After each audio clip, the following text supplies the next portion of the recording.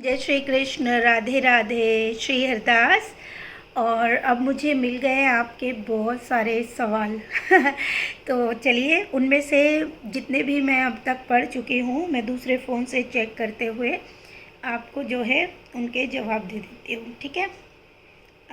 एक तो सबसे पहले है, एक बिटिया है और जिन्होंने दीक्षा है शायद उनका नाम, उन्होंने अपना एक स्वप्न मुझे लिखा है और उस स्वप्न में उन्होंने पूछा है कि एक मास्टर जी उनके पास आते हैं जबकि वो उनको नहीं जानती हैं और उनका फेस भी अलग है और कई बार वो उनको स्वप्न में देख चुकी हैं।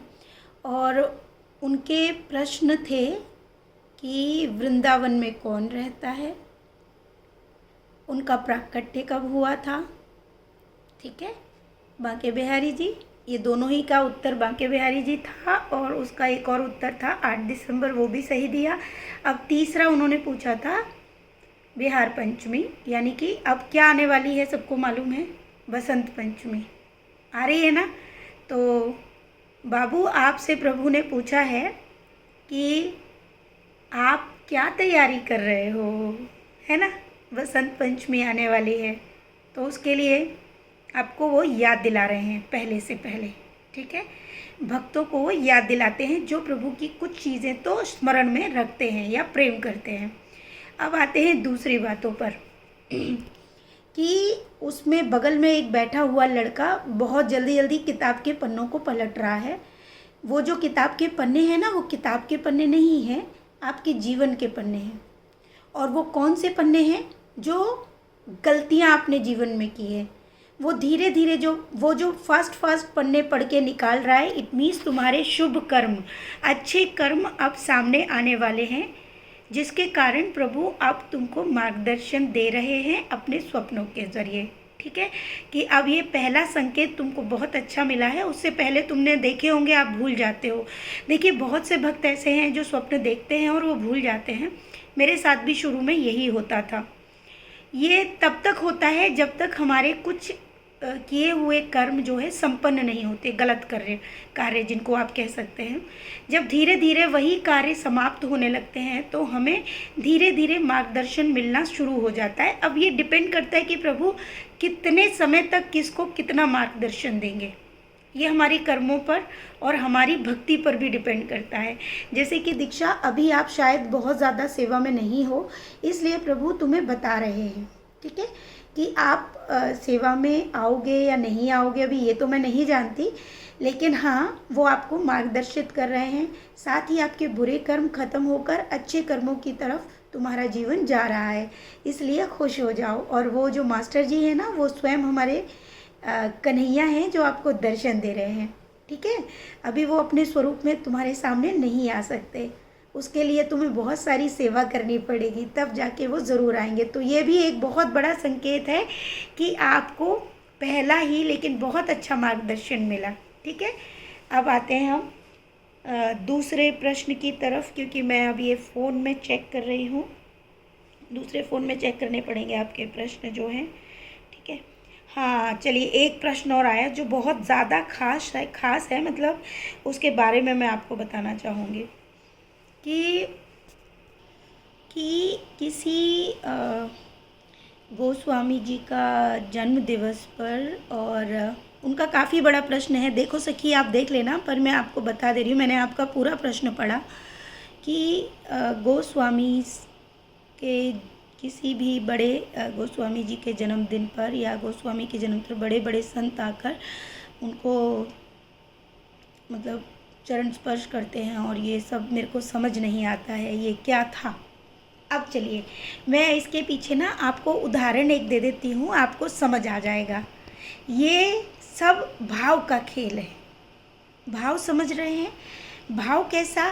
बहुत ही निर्मल और हर किसी को अपने से सर्वश्रेष्ठ मानना, ये एक ऐसा भाव है। ये भाव कैसे समझ में आएगा, उसके लिए भी एक उदाहरण है। चलिए मैं बताती हूँ।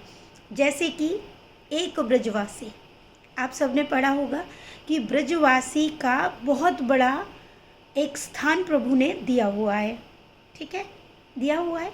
लेकिन जो एक अच्छा और सच्चा और सत्य और बहुत ही निर्मल और शुद्ध ब्रजवासी होगा। वो कभी इस बात को मान्य नहीं करेगा। मेरी बात समझ में आई? कभी इस बात को नहीं मानेगा। वो हर उस मनुष्य को, हर उस भक्त को, हर उस संत को अपने से लाख गुणा सर्वश्रेष्ठ मानेगा, जो बाहर से आकर हमारे ठाकुर जी यानी हमारे लाडले यानी हमारे लड़ैतों को प्रेम करेगा, जो वृंदावन में पैर रखेगा और वो वहाँ पर ये मानेगा कि मैं तो बड़ा तुच्छ हूँ। कौन मानेगा? एक ब्रजवासी। जबकि ब्रजवासी का स्थान कितना ऊंचा है, आप मेरी बात समझ रहे हो, है ना? इतना ऊंचा स्थान, लेकिन वो फिर भी अपने आप को क्या मान रहा है? बहुत ही तुच्छ मान रहा है। मान रहा है वो स्वयं से। प्रभु ने भले ही कोई भी उपाधि दी है, लेकिन वो अपने से भी ज़्यादा श्रेष्ठ किसको मान रहा है? जो बाहर से आए हुए हैं, है ना? जो बाहर से आए हुए भक्त हैं, उनको वो उनसे भी बड़ा दर्जा दे रहा है। कैसे दर्जा दे रहा है? वो क्या बोल रहा है, सुनिए।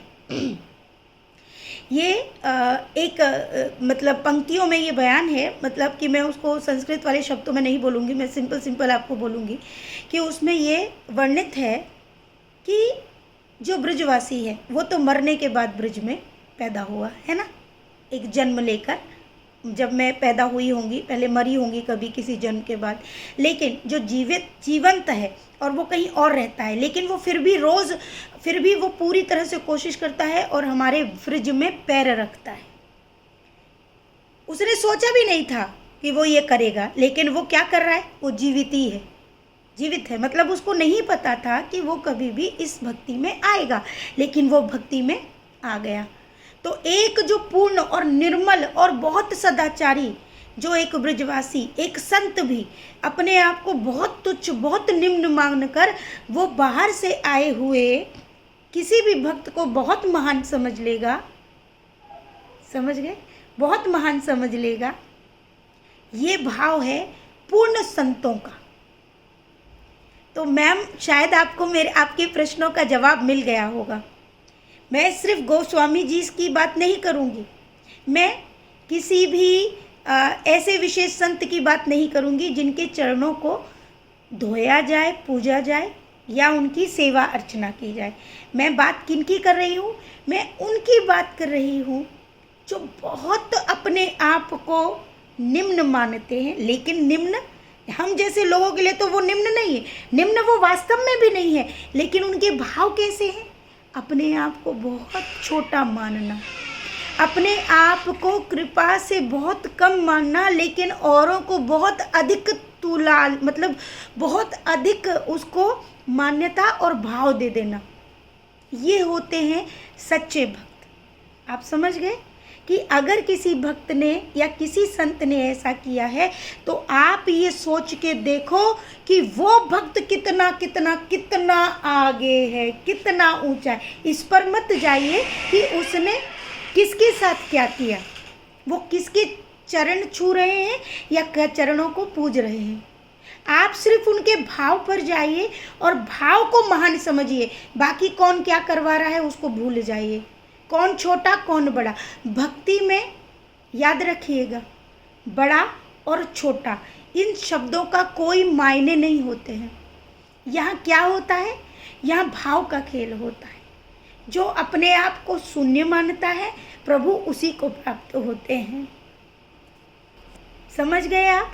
जो शून्य है, जो सोच रहा है कि मैं कुछ भी नहीं हूँ, अरे इनके आगे मैं कुछ भी नहीं हूँ, ये तो इतना सा है, तो सोचिए उसके अंदर क्या क्या नहीं है। आप बताती हूँ, जो मनुष्य, जो भक्त, जो संत ये मान लेता है कि दुनिया का हर मनुष्य मुझसे बहुत अधिक आगे है, बहुत ज्ञानी है, बहुत कुछ है, सब कुछ है, सब कुछ है, मैं कुछ भी नहीं हूँ, तो उसने क्या क्या छोड़ दिया है? उसने सब छोड़ दिया है। उसके अंदर अहंकार नहीं है, छोड़ दिया ना, तभी तो मान पा रहा है। उसके अंदर छोटा बड़ा अपना तेरा कुछ नहीं है, उसके अंदर ईर्ष्या नहीं है, उसके अंदर जलन नहीं है, है ना?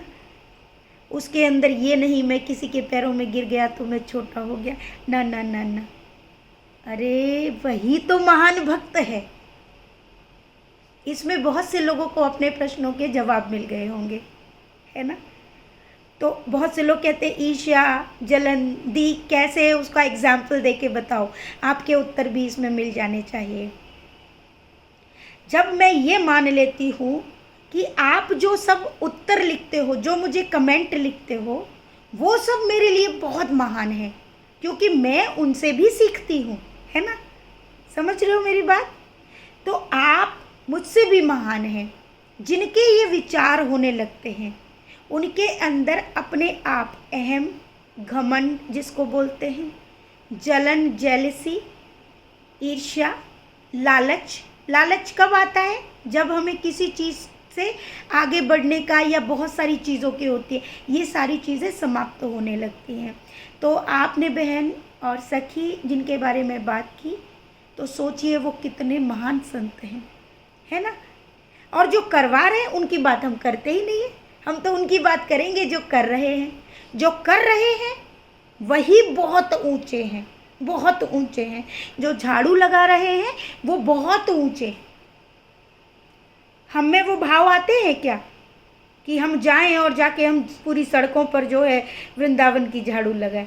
तो हम बहुत तुच्छ हैं, हम बहुत तुच्छ हैं, है ना।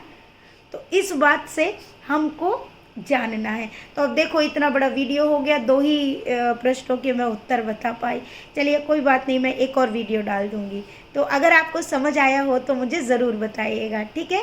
तो खूब सारा प्रेम। राधे राधे। श्री हरदास।